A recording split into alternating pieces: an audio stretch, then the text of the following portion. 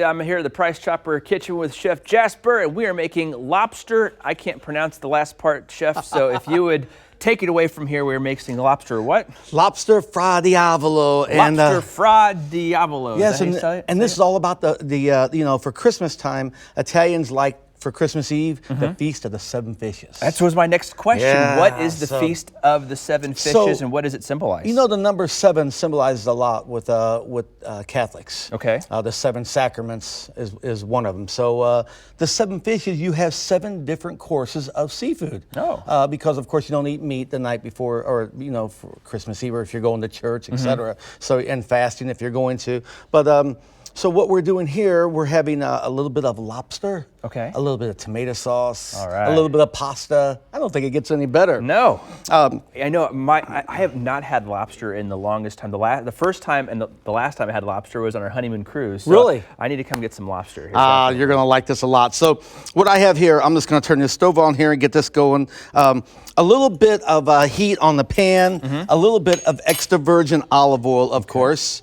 And just let that come to a little, I want it kind of medium heat. I have some homemade tomato sauce. Now you can use a jarred one if you'd like, because we're gonna spice this up a little bit. Okay. And it's not difficult. This should only take a few minutes to prepare. Oh, really? Okay. But Italians love something spicy. The lobster, of course, you can use scallops, you can use shrimp, you can use calamari. It doesn't matter, whatever you like. But also, with this, you may want a calamari salad.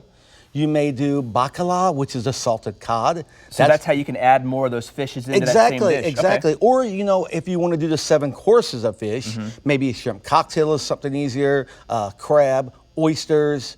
So really the list is endless if you include 7 courses of this. Well, let's talk a little bit about the lobster. How do you go about selecting the freshest lobster? I don't know much about where you get lobsters from. But I'm pretty sure we don't raise them here in Kansas or Missouri, right? No. But I'll tell you, I mean, this is 2018. We must remember. Yeah. And when I say we have fresh seafood, overnight, it's 24 hours, you have fresh seafood. And most of the time, when it's caught, immediately iced and then shipped here. So we have it as fresh as you're going to get on the coast. Really? Okay. And you can buy it in all the local grocery stores here in town. Excellent. Olive oil. So we've got it a little bit warm now, and just adding our lobster right in there. The lobster.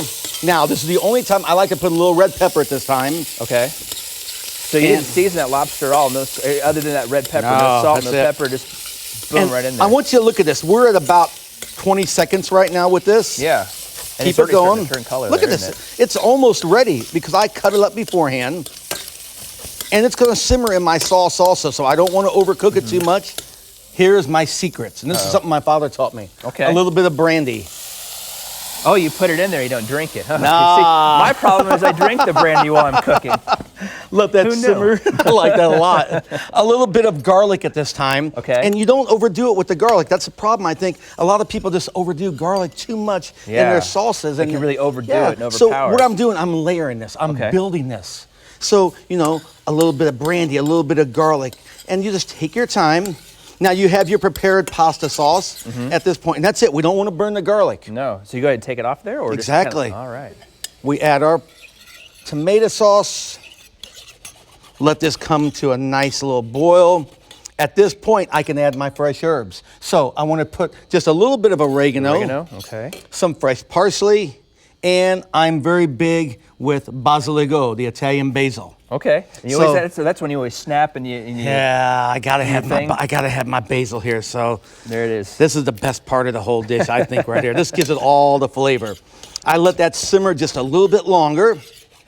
Now, once you get all this done, what type of pasta do you like to put with it? So I like pappardelle, which is a white pasta.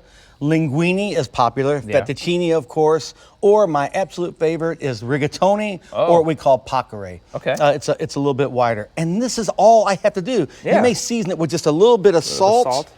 Add your pasta at this time. Is that fettuccine there? So I added a little bit of tagliatelle. It's very, very similar to fettuccine. Okay. We give it a toss. You have that cooked ahead of time. The whole dish, including cooking the pasta and separating the lobster from the shell and cooking it in the sauce, you're talking 20 minutes. You have a fabulous dinner here that you can serve to your whole family. And like I said, a lot of different variety. Yeah. You You had everything prepared when we started, and I think the Mise en segment place. was about 4 minutes. Exactly. And we're done. We're ready to eat. So we're going to eat, and Belinda is now going to talk about sparkly things, I think. And the next half hour, actually, Jasper's going to be back here. He's going to show us how to make chocolate salamis next. Is that right? Yeah, this is a good trick, and it's easy. Uh-oh. Look out. That's coming up next. Belinda.